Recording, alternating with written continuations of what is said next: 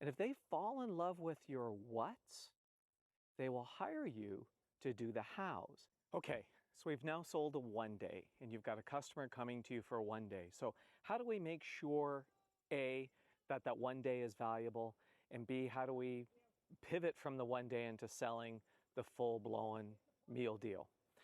So if you take a look at what Roy has done and what others did when they were doing their 2 day, if you really break it down, essentially there's two pieces to it.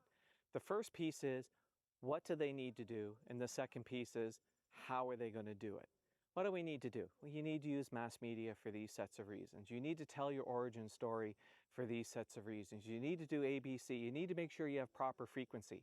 Those are all a bunch of whats, very few hows. And if they fall in love with your whats, they will hire you to do the hows, and that becomes the uncovery.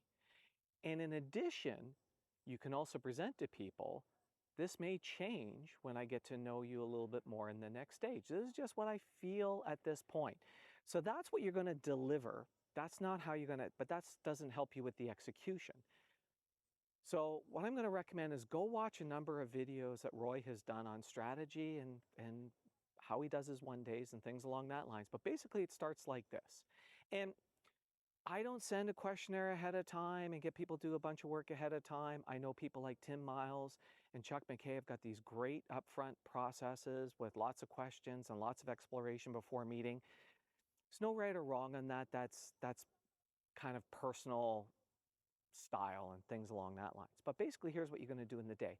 You're going to sit down, you're going to pull out a flip chart. I'm not going to go into a lot of detail on this because Roy does. And you're basically going to say, hey, what do we need to accomplish today in order for you to feel like you've gotten your money's worth?